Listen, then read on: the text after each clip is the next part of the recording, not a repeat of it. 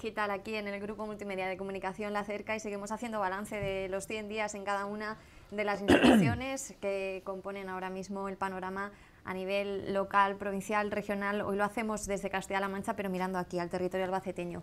Y lo hacemos de mano del delegado provincial de la Junta de Comunidades de Castilla-La Mancha en Albacete, don Pedro Antonio Ruiz Santos, a quien ya damos la bienvenida y le deseamos pues fuerza. Yo no sé si les quedan después de 100 días y 100 medidas, que dice que son más.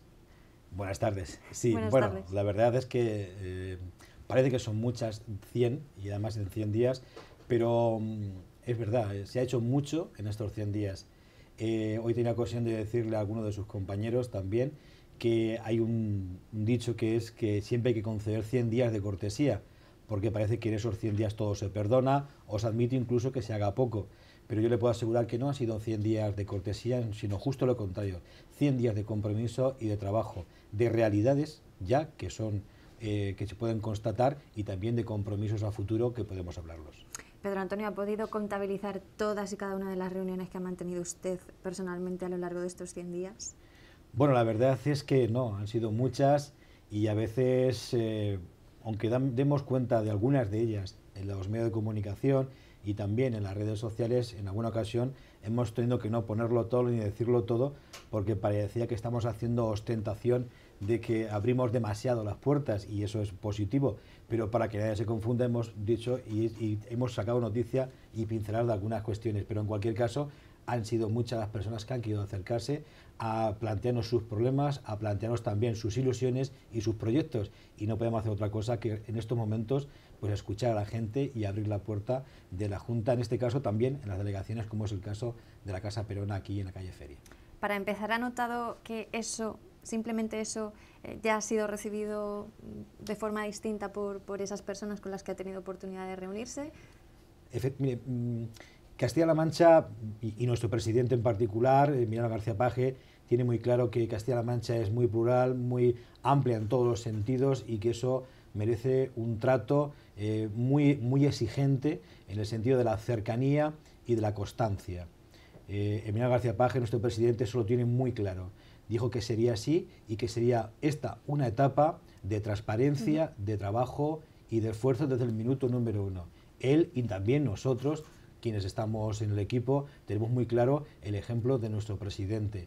Él mismo dijo que sacaría incluso del Palacio Fuensalida hasta los propios consejos de gobierno, porque tenemos que hacer que la política sea algo más natural, algo más cotidiano. Y nuestro presidente se comprometió en ir a Ellín con un consejo de gobierno y ahí estuvo. Y parece que solamente es una anécdota, pero es algo más. Tiene un significado y esconde un algo más. Y es la cercanía con los ciudadanos. La política es de los ciudadanos, además que la paga. Por lo tanto, tienen derecho a conocer qué se habla y qué se hace. Y eso que hemos intentado a lo largo de estos 100 días. De mucho esfuerzo y preparar también otros más de 1.300 que quedan durante esta legislatura.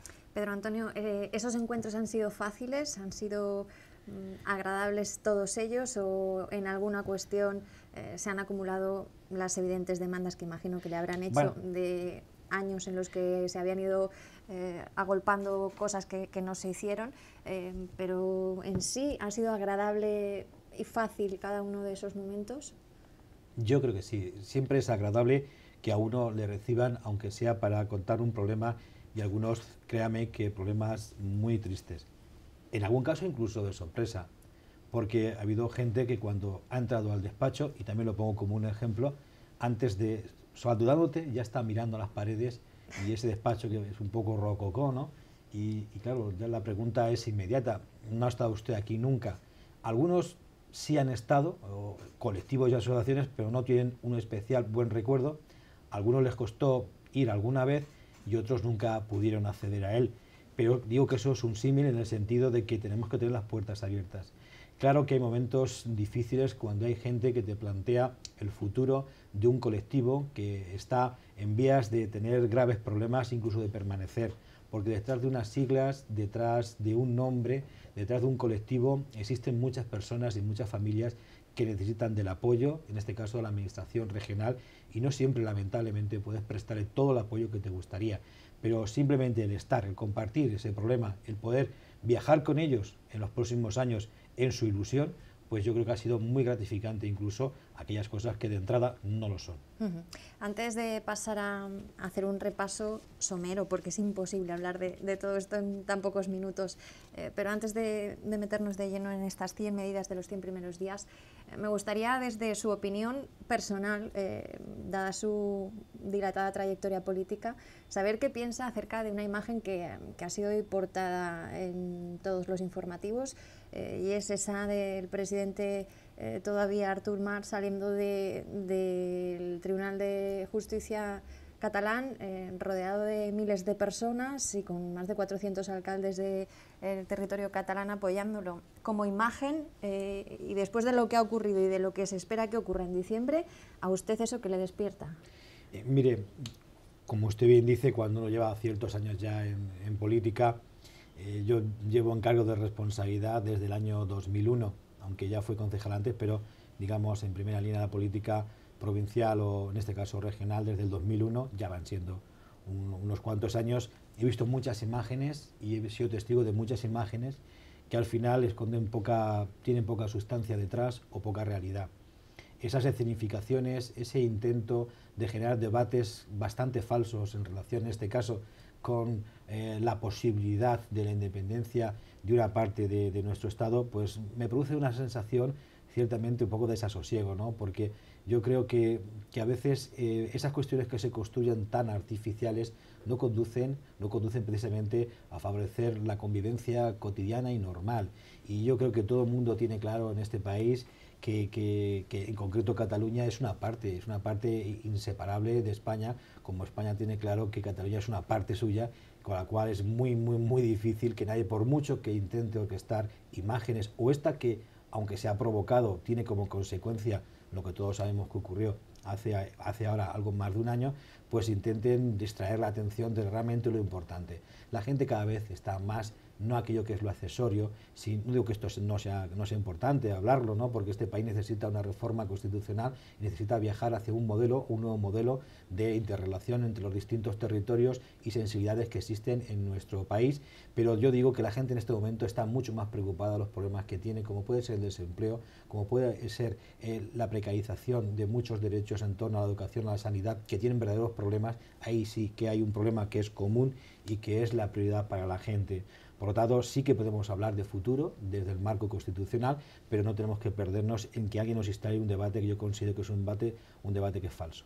¿Considera que este debate se está dilatando por algún interés de no sé qué o alguna formación en concreto, hombre, precisamente para ocultar esas otras preocupaciones que usted acaba de enumerar, que son las de la gente en realidad? Hombre, quizás también para hablar con más autoridad que yo lo pueda hacer, aunque pueda ser un testigo, no digo de algo cualificado del tema, pero para hablar con mucha más veracidad del asunto, quizás haya que estar allí en el propio territorio y vivirlo para decir algo más de lo que se vive allí, ¿no? De la realidad que se vive diariamente, pero yo creo que sinceramente que esto parece un poquito una huida hacia adelante de un grupo que, como digo, pues intenta, que es una parte importante a la que hay que respetar, que tiene una idea muy clara de algo que no va a conducir a nadie.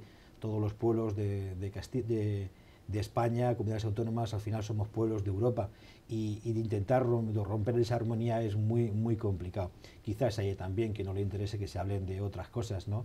Incluso en la propia Cataluña, pero es verdad que no ayuda también que la otra parte no haya querido colaborar en ese camino. No soy yo quien diga que es que el señor Rajoy, el Partido Popular, no ha tenido mano izquierda. Decir que no ha tenido mano izquierda parece un símil no muy apropiado, ¿no? Pero en cualquier caso sí que es cierto que no ha contribuido la sinrazón de las dos partes. Por eso la posición que los compañeros del PSC, el Partido Socialista Catalán, en este caso el señor Iceta, tiene allí en Cataluña es muy clara. Hay que interrelacionar todos los territorios con las distintas sensibilidades. Quizá nuestra Constitución, en el año que la promulgamos, venía de una situación, apenas 5 años de una dictadura, y era necesario viajar hacia ese camino de las comunidades autónomas, distinguiendo las que eran de carácter histórico, como pueda ser el País Vasco o la propia Cataluña o incluso Galicia, esa marcha acelerada en algunos casos para llevar a una autonomía de una manera más rápida, donde se descentralizó mucho más rápido, y otras autonomías de una velocidad distinta, como fueron el resto, entre las que nos encontramos. Y quizás ya ese modelo acabó, está agotado, funcionó, ha funcionado, y ahora tengamos que dar un avance un poco más hacia un Estado federal, reconociendo las singularidades de muchos territorios que hay en nuestro querido Estado, que tenemos que todos respetarnos. Eso no lo ha sabido entender el Partido Popular, pero no de ahora, de hace mucho tiempo. Por ejemplo, el hecho de que un estatuto como el que se aprobó en Cataluña hace algunos años se recurriera por decisión del Partido Popular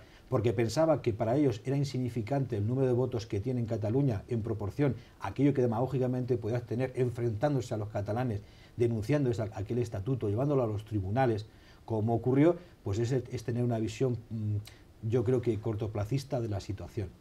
Ahí el Partido Popular no ha ayudado. Yo creo que las fuerzas progresistas de este país sí que tienen muy claro que es necesario dialogar, que es necesario hablar, que todos compartimos un espacio, compartimos una identidad, seamos murcianos, castellano-manchegos, catalanes, vascos, lo que sea. Somos españoles y tenemos que respetarnos también desde nuestra propia identidad. Eso el Partido Popular, yo creo que aunque lo sabe, interesadamente no lo ha practicado porque consideraba que allí eran pocos votos y eran muchos en el resto de España los que podía ganar enfrentándose a esta cuestión. Veremos lo que ocurre en este asunto que parece eternizarse a partir del 20 de diciembre, porque sin duda tendrá mucho que ver.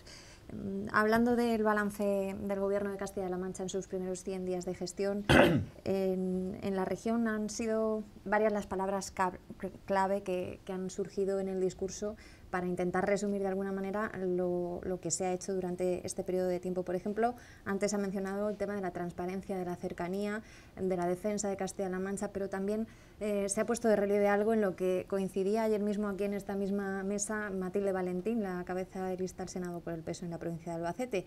Decía que se ha recuperado la autoestima y la dignidad individual y colectiva de Castilla-La Mancha, a pesar de ser poco el tiempo todavía en el que se ha comenzado a hacer cosas. ¿Qué claves o qué pruebas evidentes ponen sobre la mesa para certificar esa recuperación de la dignidad y de la autoestima?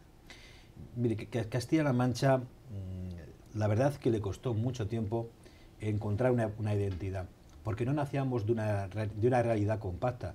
Recordemos que nosotros, yo que ya tengo 48 años, recuerdo haber estudiado ya hace mucho tiempo en libros donde ponía que Albacete pertenecía a la región de Murcia y distinguíamos Castilla la Nueva de Castilla la Vieja. Usted, que es muy joven, no se acordará de esto, pero yo sí me acuerdo. Y tuvimos que construir una región y crear una identidad, y nos costó mucho tiempo. Y Castilla-La Mancha creció, progresó mucho, y no se distinguía un castellano manchego porque estuviera cerca del Levante, de alguien que fuera de la Mancha más central y que tuviera los iconos en el propio Quijote, o de alguien que estuviera en la Alcarria, en Guadalajara. Pero sin embargo, la verdad es que el Partido Popular durante estos últimos 4 años eso le ha dado exactamente igual. Ha manejado unos parámetros que quizás hayan sido gracias a que la anterior presidenta de Castilla-La Mancha, en su doble condición de presidenta y también de secretaria general del Partido Popular, pues tenía que estar 2 días aquí, que es donde le daba la fuerza del cargo, pero dirigiendo todo un Partido Popular que representaba en España mucho poder político, y de esta tierra pues se olvidaba prácticamente, aunque se acordaba en el sentido de que si había que aumentar la cuenta de resultados de hospitales de la Comunidad de Madrid era a costa de convenios, 13 convenios con la Comunidad Autónoma de Castilla-La Mancha. Si tenían que autorizarse trasvases hacia otras tierras levantinas, no había una oposición a tales trasvases. Si nos enfrentábamos al esbozo de los primeros avances sobre los planes hidrológicos, no había una oposición a esos trasvases. Recuerdo, se le ha tildado de la vergüenza del memorándum, cuando se llegó un pacto del agua que prácticamente dábamos una concesión, una vía libre a que se llevara nuestra propia agua, o cuando se han concedido permisos para la extracción del gas no convencional, del fracking, pues porque habría una posibilidad de negocio, o cuando prácticamente se ha hecho un proceso de privatización. Esa identidad prácticamente se ha intentado mercantilizar, no tener esa identidad. Nosotros tenemos que sentirnos castellano-manchegos, por eso lo que dicen es que tenemos que tener desde la identidad la fuerza suficiente para defender lo nuestro. Nosotros no queremos guerras del agua, pero también queremos defender hasta la última gota de nuestra agua. Nosotros no queremos una ATC, que se nos desprecie como comunidad, como decían antiguamente, bueno, en Albacete, ¿no? Tierra de...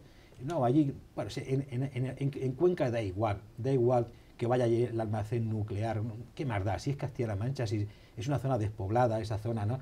Eso va en contra de nuestros propios intereses. Pensar que hay que privatizar hospitales porque parece un exceso, pero ¿por qué tenemos que tener un hospital en Almansa, otro en Tomelloso, otro en Ellín, o otro en Villarrobledo? Si son 60 o 70.000, si eso vive en un pequeño barrio de Madrid, vive muchos más. Esa identidad se ha machacado durante 4 años.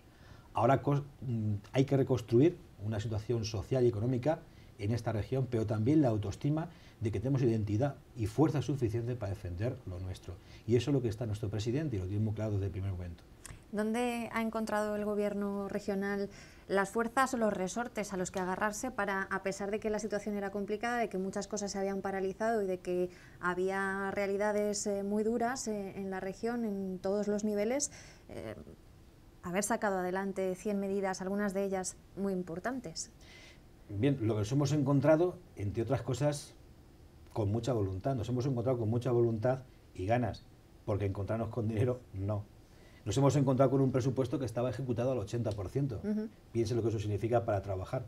Muchas partidas que estaban agotadas, muchas que estaban comprometidas al 100%, y si no, que se lo pregunten a las artes escénicas, al 100%, con peligro de pérdida absoluta de esa programación, como bien todos sabemos muy bien.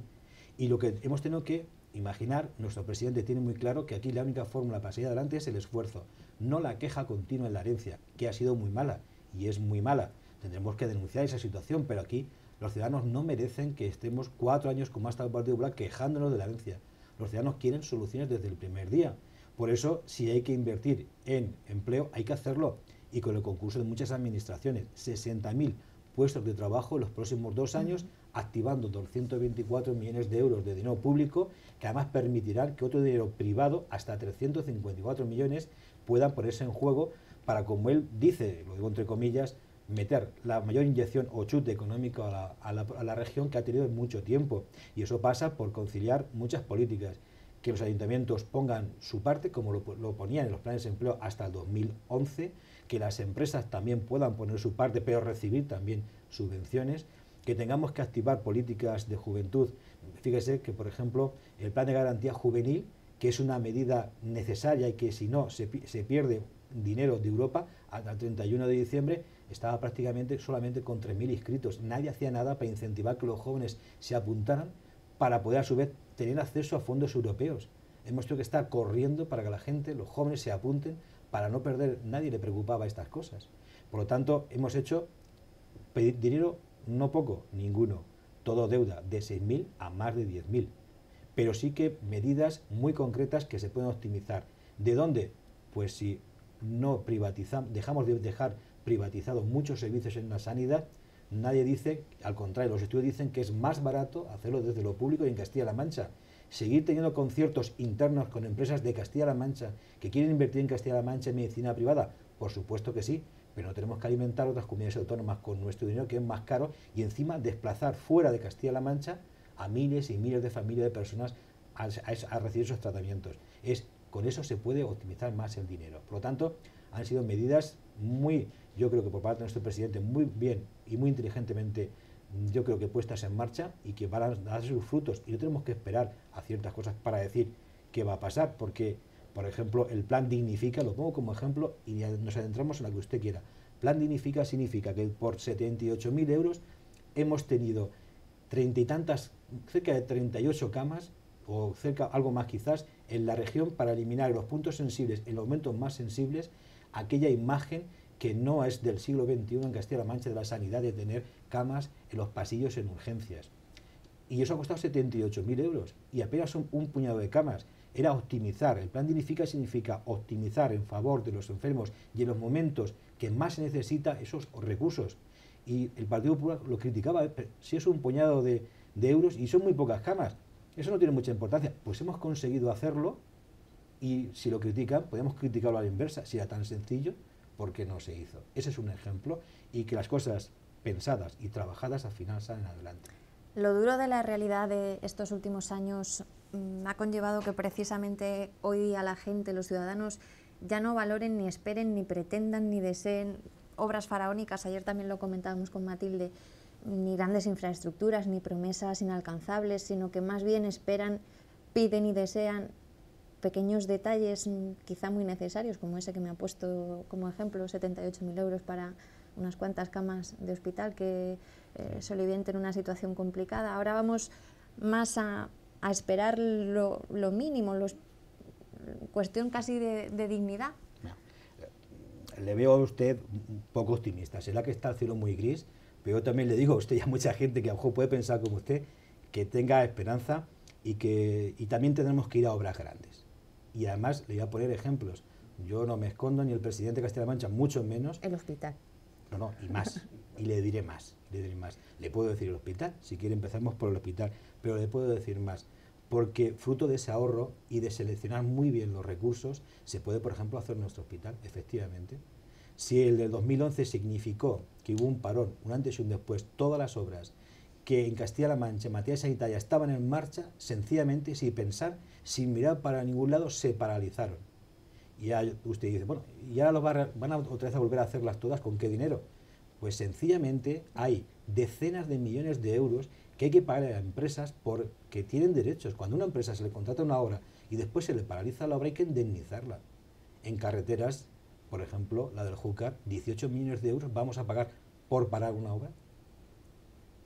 No, el 6% de todas las obras, que son lo que legalmente hay que pagar del importe de la obra a esas empresas que dejan de trabajar, pues negociando con esas empresas, reactivando contratos que están en suspenso y también haciendo una prolongación según la parte que amortices, la que te puedas invertir a futuro, sí se puede volver a hacer, por ejemplo, en sanidad, no solamente en nuestro hospital, que me refería a él, pero es que aquí no se ha cambiado un azulejo en un consultorio en 4 años. Aquí se han inaugurado solamente centros de salud que estaban ya acabados en el 2011. Aquí era al contrario, era intentar cerrar las urgencias en los pueblos de Castilla-La Mancha, en especial en Albacete. Pues hay consultorios sobre los que hay que trabajar y no cuesta tanto dinero arreglar consultorios. Hay centros de salud que estaban ejecutados, por ejemplo, Balazote al 25%, Villarrobledo al 32%. El plan director del hospital ya estaba en marcha, porque el testigo mudo de que eso es así, cuando vamos al hospital a 30 metros nos encontramos de la puerta principal una valla metálica que dice aquí hubo una vez unas obras y aquí abajo hay un parking que está a medias. Pues sin tener que rescindir la obra, negociando, redefiniendo el plan director, le puedo decir que antes de diciembre tendremos noticia de consignación presupuestaria y de cómo se va a ejecutar inmediatamente, se va a poner en marcha otra vez el plan director para invertir lo que se tuvo que invertir, que eran 72 millones de euros, y si se hubiesen invertido, ahora tendríamos prácticamente ya el hospital concluido. Y ¿Se va a incluir en ese proyecto, perdón que le interrumpa, pero viene al hilo, ¿se incluirá en ese proyecto esos edificios anexos que formaban parte de alguna manera también de esa primera idea que se iba a ver hecha realidad en las inmediaciones del Hospital General? Tema de esclerosis múltiple, autismo, y van a tener allí unos espacios. Además se reunió con ellos en sus primeros días como delegado. Esa es una cuestión paralela. ¿Eso para cuándo sería? Una cosa es lo que es la parcela, el trabajo sobre la parcela, que llevará reforma de las instalaciones existentes y también construcción de nuevas edificaciones dentro de la parcela. Eso es en sanidad. Usted me habla de unas cesiones que se hicieron de terrenos hacia 2 colectivos de esclerosis y también de un proyecto también de autismo de la asociación que lleva este tema para construir futuras instalaciones en eso. Ahí también, no le voy a mentir, esos proyectos sí que van más lentos, efectivamente, porque ahí no hay obra contratada, como es el caso, ni empresas con las que tratar. Ahí son asociaciones que necesitan instalaciones y necesitan nuevas formas también para poder trabajar, medios, también recursos materiales y humanos. Por ejemplo, más espacio, simplemente que es más espacio. Meternos y comprometer que vamos a construirles un edificio a cada uno, hoy por hoy es complicado decírselo. ¿Abandonar la idea? No, esa idea no se abandona. Pero si lo inmediato es que tienes que darle dinero para poder simplemente subsistir, simplemente para pagar a sus trabajadores, para que no ocurra lo que ocurrió en el 2012, que en un caso muy concreto de un convenio de 226.000 euros se quedó en 30.000. Eso es lo prioritario en este momento y ellos también lo tienen claro. Las cuestiones de mantenimiento, los profesionales que trabajan ahí, que son trabajadores y hacen una gran labor en beneficio de las familias, pues es lo primero que tenemos que corregir. Y lo otro, esa idea no se abandona, pero no va a ir de forma paralela. Tenemos que hacer aquello que se quedó paralizado como prioritario. Para todo no hay. Y en nuestra provincia y en nuestra capital hay unas cosas que no se abandona ningún proyecto, pero que alguna cosa hay que hacer, una antes que otra. Y la prioridad está claro: recursos para empleo, recursos para sanidad, recursos para educación. y recursos para servicios sociales y algunas infraestructuras. Pero ojalá pudiéramos comprometer de antemano, decir que todo se hará. No, ninguna idea se quita de circulación, pero sí que se priorizan unas sobre otras. El Museo Realista, le han preguntado, y además en rueda de prensa, no es prioritario por el momento.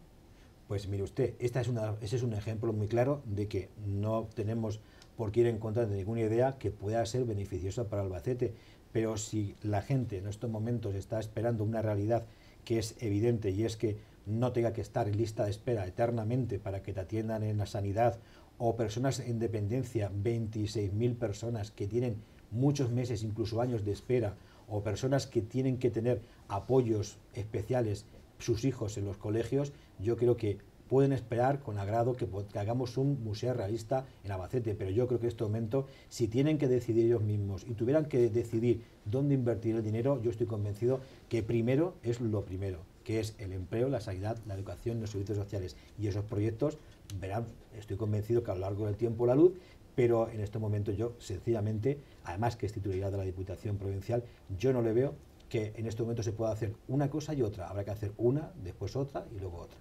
Antes ha mencionado una cifra, ha dicho que cuando llegaron al gobierno había ya ejecutado un 80%, creo que ha mencionado, del presupuesto. Sí. María Dolores Cospedal, uno de los días, bueno, el día que pasó en la Feria de Albacete, en el acto que protagonizó muy cerquita de aquí, en el centro de la ciudad, en un hotel, dijo que cuando ellos se marcharon y se hizo el traspaso de poder en la Junta, se había ejecutado el 51% del presupuesto, que quedaba el 49%. ¿Qué pasa con la cifra? Me va a permitir que haga usted un énfasis de sus palabras. El día que pasó en la feria, es que eso es muy común en estos últimos 4 años. El día que pasó en la feria, el día que venía a Castilla-La Mancha, aquel día que venía por nuestra tierra. Es decir, siempre yo creo que le falta cierta información o alguien se la ha dado mal. Uno puede estar dispuesto el 51%, pero comprometido el 80%, es decir, que está en fase de ejecución. Las cosas, se le pone una cosa que es una RC, que es una retención de crédito, que ya no puedes hacer nada con él. Porque si te dejan un presupuesto al 40% y al 10% comprometido, tú puedes modificar, puedes hacer movimientos, pero si tienes el 80% ejecutado, no solamente en dispuesto y pagado, sino comprometido y retenido, eso también hay que saberlo y explicarlo. Pero es muy difícil que le expliquemos a la gente toda esa terminología, porque la aburriríamos y no lo entendería. Lo que sí querían ver es que para empezar el curso escolar en educación necesitábamos 404 más profesores, y ahí están, que se han aumentado 350 unidades, me refiero de clases, en toda la región, y ahí están, que hemos tenido que absorber 200 interinos que estaban injustamente despedidos, que hemos tenido que reabrir 20 escuelas rurales de las 60 que se cerraron. Esas son las realidades. Evidentemente, reconocer que han dejado un presupuesto hipotecado, pues está en su derecho perfectamente la expresidenta de decir que no, que lo dejó todo muy bien y que había una estabilidad presupuestaria.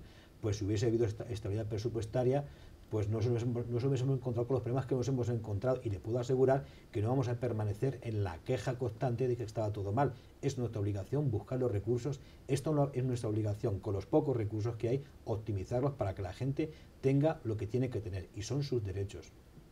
Sobre el plan de empleo, una puntualización. Estos días, desde aquí, desde la cerca, hemos hablado con los presidentes de federaciones de empresarios de las distintas provincias, de Ciudad Real, Cuenca, Albacete en su día, Toledo, etcétera, todos ellos.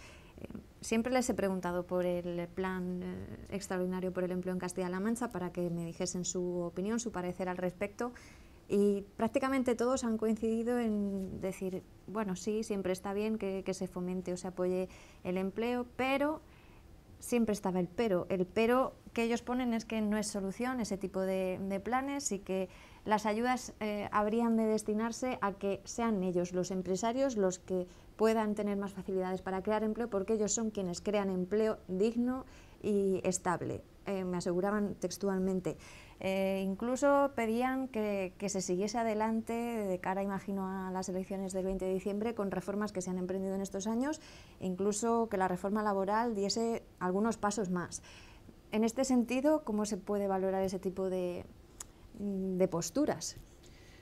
Bueno, mire, precisamente hace apenas dos semanas, el presidente de Castilla-La Mancha firmó un acuerdo muy importante con los agentes sociales, con sindicatos y con los empresarios, para darles participación de todas las medidas que desde el Gobierno de Castilla-La Mancha pudiera suponer desarrollo social y económico en nuestra tierra. Y sí, y claro que lo firmaron.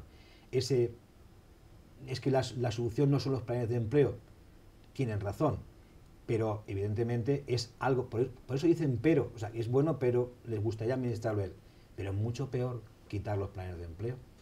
En el 2011 es que no hubo opción de decir, no nos gustan los planes de empleo, están bien, pero no. Entonces la queja, ¿qué era? Han quitado los planes de empleo, ¿verdad? Hasta el 2011 había planes especiales de empleo, había planes de empleo, había planes de acción por el empleo, y se intentaba combinar el esfuerzo que hacen los empresarios, que es mucho, y que en Castilla-La Mancha, en Albacete, hay muy buenos empresarios y un tejido empresarial, sobre todo, un tejido, una masa muy importante de pequeños y medianos empresarios que se esfuerzan día a día y que arriesgan su patrimonio para sacar adelante su pequeño negocio y que merecen todo nuestro respeto y apoyo. Por lo tanto, lo peor es simplemente discutir de que está bien, pero puede ser de otra manera, es positivo, porque antes es avanzar, porque antes no había nada. No sé si me explico. O no ayuda mucho a estos mismos empresarios que dicen esto, que en el mes de febrero y marzo se aprobara inicialmente una medida de apoyo a incentivos regionales para inversiones en las empresas desde 3.000 a 900.000 euros, y en mayo se quedó paralizado. Ahora tendremos que sacarla otra vez. Es que los empresarios no han tenido ni siquiera la oportunidad a un determinado nivel de pedir ni siquiera las subvenciones. En Albacete yo he recibido a gente que ha perdido dinero porque tenía que inmediatamente poner en marcha su proyecto, no salía la orden correctamente y no ha podido acceder a esas subvenciones. Claro que hay que poner en juego dinero para que los empresarios puedan recibir subvenciones y también participar, porque son un agente privilegiado en el tema de la creación de empleo, pero también ellos deben entender que hay una parte de la sociedad que necesita un apoyo extraordinario, porque hay personas que permanecen tanto tiempo en desempleo que corren el riesgo de entrar en exclusión social, y hay que incorporarlos al mercado laboral, y solo los empresarios quizás no pueden. O hay jóvenes que tienen que lanzarse al mundo laboral y necesitan un apoyo extraordinario simplemente para sacársela a eso, porque si no la tienen no pueden ni siquiera trabajar.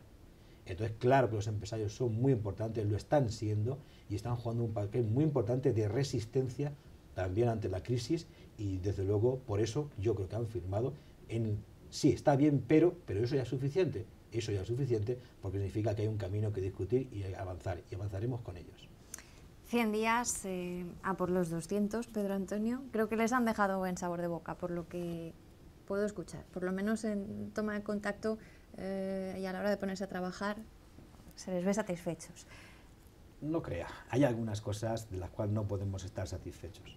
No hemos podido, por ejemplo, torcer la voluntad del Estado en temas muy importantes como ha podido ser los planes de Cuenca a la hora de los planes hidrológicos, en el sentido de que no es un buen plan hidrológico el de Pero Júcar. esa batalla me da a mí que continúa, ¿no? Que no se acaba en estos 100 días. Va a continuar, o encontrarnos con hechos que no nos agradaban, como encontrarnos un reparto tan injusto como ha ocurrido en Ellín. En una zona determinada se recalifica unas hectáreas de regadío y otras que están al lado, que es la que necesita realmente el agua, no hay un reparto solidario. Algunas cosas no han sido agradables y no están siendo agradables, y hay que tomar decisiones en ese sentido de corregir ciertas desigualdades que nos hemos encontrado. Tarea pues para los próximos días. Ha sido un placer tenerle por aquí haciendo también este balance junto a nosotros en La Cerca. Ánimo para los días que restan, y sobre todo para proseguir con estos y otros asuntos que seguro van a ir poniendo sobre la mesa. Muy bien, muchas gracias. Muchísimas gracias, Pedro Antonio Ruiz Santos, delegado provincial de la Junta de Comunidades de Castilla-La Mancha en Albacete. Nos ha dado cuenta de cómo han sido estos primeros 100 días desde el Gobierno regional y también en lo relativo aquí al territorio albaceteño. Pueden verle cuantas veces quieran a través de nuestra web www.lacerca.com. Cuídense.